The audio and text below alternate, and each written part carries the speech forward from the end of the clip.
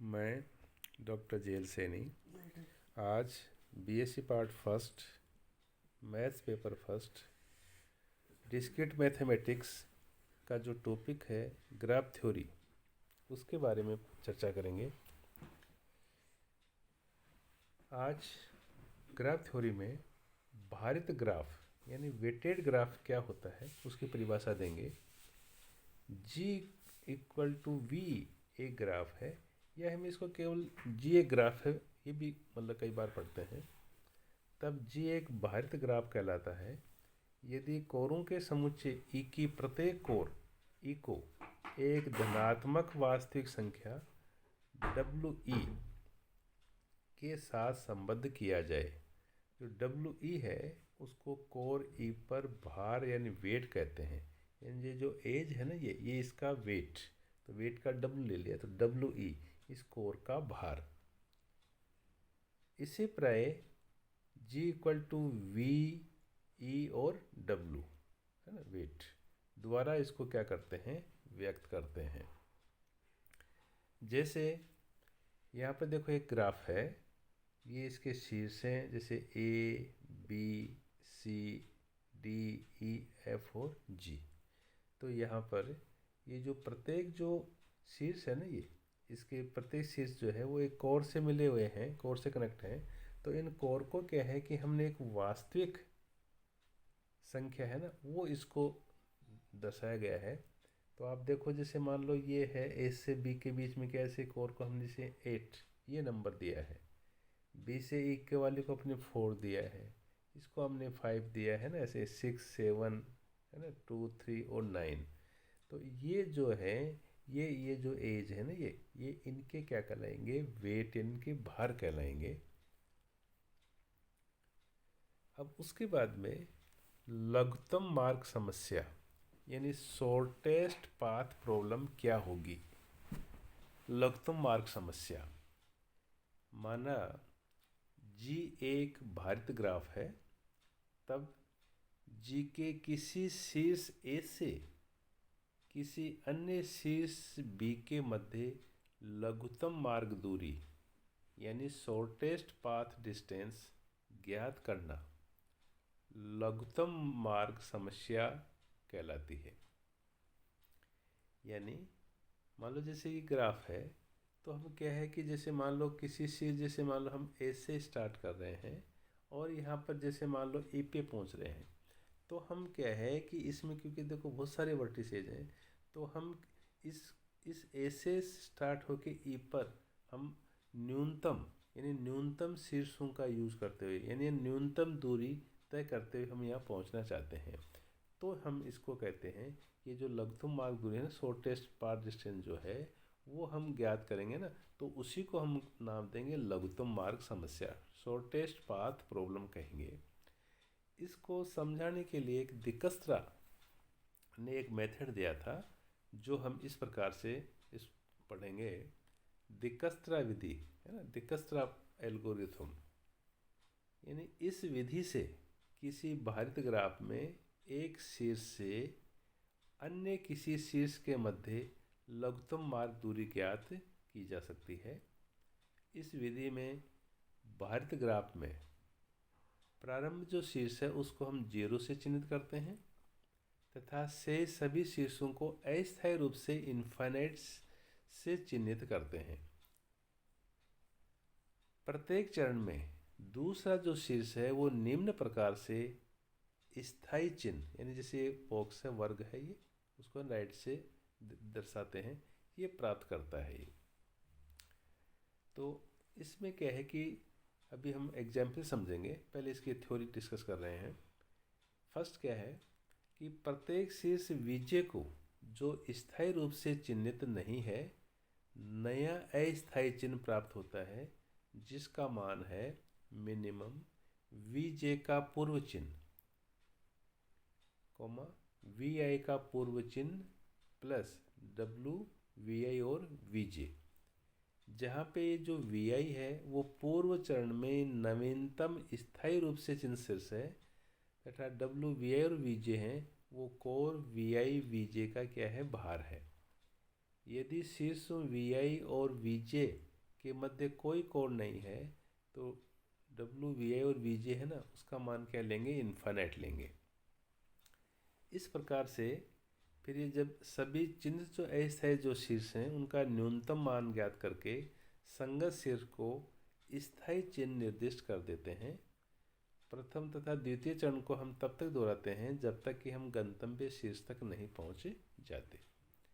इसको क्या है कि हम एक एग्जाम्पल से समझते हैं। तो यहाँ पर उदाहरण ये दिया गया है, निम्न भारित ग्राफ में शीर्ष V1 से शीर्ष V6 तक लघुत्तम मार्ग दूरी ज्ञात कीजिए। तो हम यहाँ पर क्या पूछा गया है कि जैसे मान लो शीर्ष ये V1 है और यहाँ पर है ना, इसमें देखो शीर्ष क्या है, V1, V2, V3, V4, V5 और V6। यहाँ V1 से स्टार्ट होकर हमें V6 पे पहुँचना है। अब यहाँ पर क्या है कि ये इसके है ना, ये मार्ग की क्या दूरियां दी गई हैं, जैसे एजेस को जो बताया गया ना संख्याओं से, तो ये क्या होगी, उनकी डिस्टेंस हो गई। तो हमें क्या है कि V1 से हम कौन सा मार्ग अपनाएं और V6 पे पहुँचें। तो दिक्कस्त्रा ने इसके लिए क्या बताया है कि यहाँ पर ये जितने भी जो शीर्ष हैं ये, उनमें पहले इनको क्या है कि हम स्थायी और अस्थायी चिन्ह जो है ना वो देंगे इनको। मान लो प्रारंभिक जो शीर्ष है जैसे V1 है ना, इसको हम मान क्या देंगे, 0, और बाकी के जो शीर्ष है ना जितने भी हैं उनको यहाँ पर इन्फाइनाइट है ना नाम देंगे। इन्फाइनाइट चिन्ह से हम क्या करेंगे, चिन्हित करेंगे ये। तो यहाँ पर हमने ये लिखा है कि दिए भारित ग्राफ में शीर्षों के अस्थायी तथा स्थायी चिन्हों की सारणी क्या है, निम्न है। और अस्थायी जो चिन्ह है ना उनको तो हम वर्गों के भीतर तथा नवीनतम स्थायी चिन्ह जो हैं उनको क्या है कि वैसे वर्ग के बाहर राइट के लिख के भीतर है ना हम दर्शाया गया है इसमें। तो अब देखिए कि उस जो ग्राफ है उसमें जो शीर्ष है वो हमने पहले लिख लिए हैं, जैसे ये V1, V2, V3, V4, V5 और V6। तो उस थ्योरी के अंदर जो बताया गया था कि इसमें जो प्रारंभिक जो शीर्ष है ना उसको तो हम देखो यहाँ पर क्या है 0, और शेष जो शीर्ष है उनको हमने यहाँ पर जैसे इन्फाइनाइट जो है ना इस चिन्ह से यहाँ पे दर्शाया गया है। तो इसके अंदर जो शुरू का जो है ना प्रारंभिक शीर्ष जो है उसको क्या है कि हम स्थायी चिन्ह दे देंगे। तो स्थायी चिन्ह को क्या है कि इस वर्ग के अंदर वो संख्या लिख के और राइट लगा देंगे। उसके बाद में तो अब देखो ये तो स्थायी हो गया, यहाँ V1 से हो गया। अब हमें कौन से शीर्ष पे जाना है, उसके लिए हम क्या करते हैं कि ये मेथड अपनाते हैं जिसमें देखो ये कहा गया था ना कि मतलब यहाँ पर सूत्र लिखा गया था ऊपर, मिनिमम जैसे VJ का पूर्व चिन्ह कॉमा VI का पूर्व चिन्ह प्लस WVI और VJ। तो यहाँ पर आप देख रहे हैं कि मान लो जैसे ये एक है ना, ये एक चरण तो हो गया। जैसे दूसरा जो चरण है उसके लिए अपन क्या करेंगे कि जैसे ये स्थायी चिन्ह है तो अब इसका है ना अस्थायी चिन्ह वाला है ना 0 के अंदर रख के अपन छोड़ देंगे। अब उसके बाद में यहाँ पर जैसे ये V2 जो है इसका मान क्या आएगा, तो उसको हमने इस प्रकार से समझा है। तो उसके लिए फॉर्मूला काम में लिया है कि इस जैसे यहाँ पे लिखा है VJ का पूर्व चिन्ह, यानी हम V1 से V2 पे आना चाहते हैं, तो ये VJ जो है वो तो यहाँ पर बन गया V2। तो इसका पूर्व जो चिन्ह है ना वो यहाँ पर क्या है, इन्फाइनाइट है ना, ये इन्फाइनाइट जो है ना वो अपन यहाँ लिख लेंगे। उसके बाद में कॉमा फिर क्या है VI का पूर्व चिन्ह। तो VI का पूर्व चिन्ह का मतलब क्या है कि उस पहले चरण में इसका स्थायी चिन्ह क्या है, तो वो स्थायी चिन्ह हमने यहाँ पर क्या लिख लिया था, प्लस 0 लिखा था। फिर यहाँ पर है प्लस, फिर VI और VJ का भार।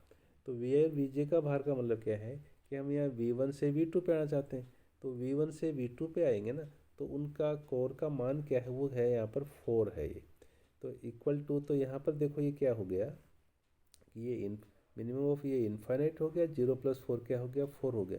तो इनमें जो मिनिमम है ना 4, वो हम यहाँ पर लिखेंगे ये, ठीक है। तो इसी प्रकार से इसी सूत्र का प्रयोग करते हुए हम जैसे V1 से हम V3 पे पहुँचेंगे, तो V3 का मतलब मान क्या होगा वो हम इसी सूत्र से यहाँ ज्ञात करके हम यहाँ लिखते जाएंगे। अगर मान लो यहाँ पर क्या है कि कई बार कोई कोर है ना उससे डायरेक्ट नहीं जुड़ रही है, तो हम डायरेक्ट उसकी जगह क्या है इन्फाइनाइट जो है ना ये हम यहाँ पर लिख देंगे ये। तो इस प्रकार से हमने क्या है कि मान लो ये पहला चरण है ना, ये फर्स्ट स्टेप है, फिर सेकंड थर्ड है ना, तो ये इतनी सारी जो सारणियाँ जो हैं वो हम क्या है कि इन सूत्र का यूज करते हुए हम क्या है कि ये बारी बारी से यहाँ पर क्या है हम ये लिखते जाएंगे। और इनमें से जैसे मान लो द्वितीय था, इसमें ये जीरो तो ये था, ये अंकित कर दिया पहले। अब यहाँ पर जैसे ये 4 आया था, फिर 6 आया था, फिर ये क्या आए थे, इन्फानाइट आए थे। तो इनके अंदर जो सबसे जो न्यूनतम मान है, जो शीर्ष का जो न्यूनतम मान है ना, उसको हम क्या है कि स्थायी चिन्ह दे देंगे। ठीक है। फिर नेक्स्ट के अंदर क्या करेंगे, जैसे मान लो ये जिनको स्थायी चिन्ह दे दिया उनको तो आप क्या है कि जीरो जैसे ऐसा कैसा लिख देंगे। फिर नेक्स्ट है ना, अब यहाँ पर ये जो स्थायी चिन्ह है ना, वो जैसे यहाँ वी आई का पूर्ण चिन्ह यहाँ पर आप क्या है V2 हो गया, तो V2 से आपको शीर्ष तक आपको क्या करना है, यहाँ पर पहुँचना है।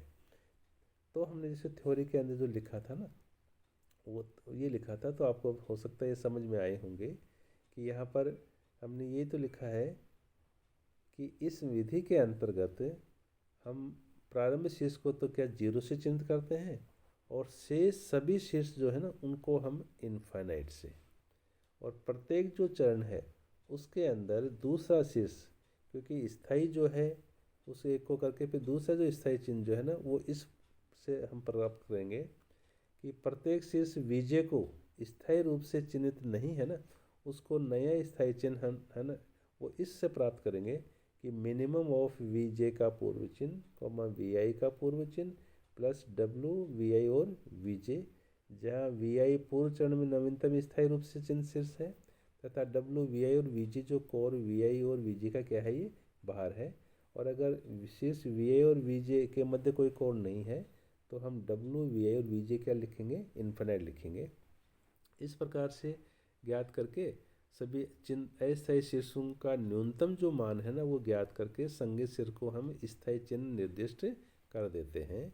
और ये प्रक्रिया हम तब तक अपनाते हैं जब तक कि हम गंतव्य स्थान तक नहीं पहुंच पाते। तो इस प्रकार से इसका यूज करते हुए हमने क्या है कि आपको एक है ना एक उदाहरण से आपको इस समझाने की कोशिश की है। तो इस प्रकार से आप यह देख रहे हैं कि इस टेबल के अंदर लास्ट का जो मान है ना वो यहाँ पर क्या है 13 आ गया।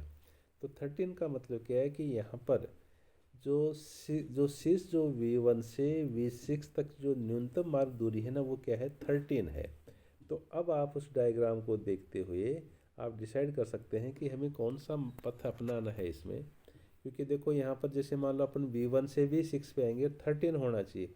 अगर आप मान लो जैसे यूँ आते हैं, जैसे V1 से V2 पे आएंगे, फिर V4 पे आएंगे या V6 पे आएंगे, तो इनको ऐड करोगे ना तो 4 + 3 7 और 7 14 हो गया। हमको क्या है 13 लाना है, वो न्यूनतम दूरी है उसकी ये। अगर मान लो आप जैसे इधर से आओगे, जैसे V1 से जैसे V2 पे आ गए, फिर V पे आ गए, यूँ आ गए, यूँ आए, तो भी इनको जोड़ोगे तो 4 + 5 9 और 2 11 5 16 हो गए।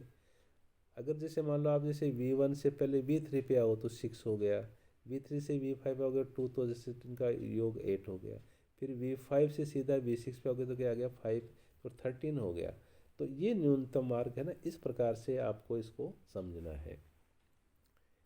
उसके बाद में फिर यहाँ पर क्या है, तो आपने यहाँ पे लिखा है कि न्यूनतम मार्ग दूरी होगी। ऐसे न्यूनतम पथ का जो मार्ग है ना वो यहाँ पर क्या हो जाएगा, V1 से V3 पे आएंगे, फिर V5 पे आएंगे, और उसके बाद भी किस पे आएंगे हम, ये V6 पे आएंगे ये। ठीक है। उसके बाद में फिर यहाँ पर क्या है, समतलीय ग्राफ, प्लेनर ग्राफ।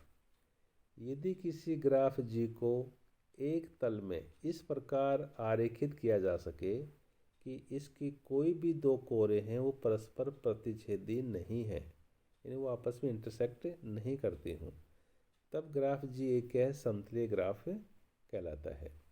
जैसे उदाहरण के तौर पे यहाँ पर देखो एक डायग्राम बनाया है जिसको हमने ए कहा है। इसमें ये देखो ये एजेज जो है ना, ये जैसे ये E1 E2 E3 E4 E5 E6 E7 E8 E9 E10 और E11, ये जो ग्राफ है। फिर यहाँ पर आप दोस्तों दूसरा ग्राफ जैसे आप बी देख रहे हैं, तीसरा यहाँ पर क्या देख रहे हैं, सी देख रहे हैं। तो ये जो पहला ग्राफ जो ए है ना, ये इसके अंदर देखो ये आपस में कौन सी, जैसे E9 और कौन सी E11, या E10 है या E11 है, ये आपस में क्या कर रही हैं, इंटरसेक्ट कर रही हैं। इंटरसेक्ट करने के बावजूद भी ये क्या है, प्लेनर ग्राफ है ये। क्यों है? क्योंकि हमने यहाँ ये लिखा है कि मान लो ऐसा ग्राफ है ना, तो आप इसको किसी तल में इस प्रकार से आरेखित करें कि इसकी कोई भी जो दो कोर हैं वो आपस में क्या प्रतिच्छेदी नहीं हो। तो यहाँ पर ये जो डायग्राम जो ए है, इसको देखो हमने दो तरीके से दिखाया गया है। अगर मान लो यहाँ पर ये जो कौन सी E9 जो है ना एज, अगर मान लो आप इसको इन कोरों से बाहर की तरफ है ना, जैसे आपने इस बी में दर्शा रखा है, तो ऐसे आप इसमें दर्शा दें। जैसे ये E11 वाली जो है, तो आप इन कोरों को है ना आप जैसे बाहर की तरफ ऐसे दिखा दें, ये वाली कौन सी, सॉरी E10 को ये, तो आप क्या है कि इसमें कोई भी जो एज है ना वो आपस में प्रतिच्छेद नहीं करेंगी। इसी प्रकार से आप देख रहे हैं कि अगर मान लो यहाँ पर कौन सी, जैसे ये E11 जो है, अगर इस एक कोर को अगर आप जैसे यहाँ बाहर की तरफ ले आएँ, तो भी इसमें आपस में कोई कोर है ना प्रतिच्छेद नहीं करेंगे। तो ये क्या है कि प्लेनर ग्राफ बन जाएगा। ठीक है, तो इसको हमने देखो यहाँ पर है कि डायग्राम जो ए है ना, चित्र ए है, द्वारा प्रदत्त ग्राफ की कोर E9 तथा E11, E10 तथा E11 ये परस्पर क्या प्रतिच्छेदी कोरें हैं। फिर भी जी क्या है, एक समतलीय ग्राफ है। क्यों? क्योंकि उसे इस प्रकार से आरेखित किया जा सकता है कि इसकी कोई भी जो कोरें हैं एक दूसरे को प्रतिच्छेद नहीं करती, जैसा कि चित्र जो है ना B व C में दर्शाया गया है। उसके बाद में फिर है दो ग्राफों का संघ, यूनियन ऑफ टू ग्राफ्स। दो ग्राफ G1 और G2 का जो संघ है, यूनियन है, वह है ग्राफ G=V है। इनका जो यूनियन है ना वो भी क्या होगा, ये ग्राफ ही होगा, जिसमें वर्टिसेज होंगे और एजेज होंगे। जहाँ पे V क्या होगा, ये जो V1 और V2 जो है ना, ये इनका क्या होगा, यूनियन। जैसा E है ना, कोर है ना, वो भी क्या होंगे, E1 और E2 जो है ना उनके यूनियन होगा ये। और इसे हम G1 यूनियन G2 द्वारा क्या करते हैं, निरूपित करते हैं। फॉर एग्जाम्पल, अगर मान लो जैसे कि ये ग्राफ G1 है, दूसरा ग्राफ यहाँ पर क्या है, G2 है, तो यहाँ पर ये जो दो ग्राफ है ना, जिसको मान लो V1 और सॉरी V1 E1 और इसको V2 और E2, तो यहाँ पर जो पहला जो है ग्राफ, इसका जो शीर्ष जो है वो यहाँ पर है V1 V2 V3 V4 और V5, और इसकी जो एजेज हैं चित्र के अनुसार वो है E1 E2 E3 E4 E5 और E6। ऐसे दूसरा जो ग्राफ है उसमें V2 जो है शीर्ष है वो है V1 V2 V3 V5 और V6, और उसमें जो E10 कोरें जो हैं वो हैं E2 E3 E5 E7 E8 E9 E10 और E11। तब इनका जो G1 यूनियन G2 जो है वो क्या आएगा, वो एक ग्राफ है VE आएगा, जहाँ पे जो V है वो क्या होगा, V1 और V2 का यूनियन। तो उसमें क्या कि सारी कोर आ जाएंगी, कोई कोर की रिपीट नहीं होगी। तो ये V1 V2 V3 V4 V5 और V6। ऐसे E जो है वो E1 यूनियन E2, तो इसमें E1 E2 E3 E4 E5 E6 E7 E8 E9 E10 और E11 है ना, ये आ जाएगा। तो इनका जो है ना हम G1 और G2 है ना वो किस प्रकार से बनाएंगे, तो आप जितने भी जो शीर्ष हैं वो सारे लिख लेंगे, V1 V2 है ना, V3 V4 V5 या V6। उसके बाद में फिर इनके अंतर जो इन जो शीर्षों के मध्य जो कोड दी गई हैं, वो कोर्स को आपके आपस में इसके अंदर क्या है, इनको ज्वाइन करते रहेंगे। इसमें जो दे रखा है ना, जैसे E1 है कौन से बीच में है, तो आप उसको ज्वाइन कर दोगे। E2 कौन से शीर्ष में बीच में, उसको आप ज्वाइन करते हुए आप ये G1 यूनियन G2 जो है ना, इन दो जो ग्राफ है उनका जो यूनियन जो है ना वो हम बना सकते हैं। तो इस प्रकार से हमने काफ़ी कुछ आज सीखा है। धन्यवाद।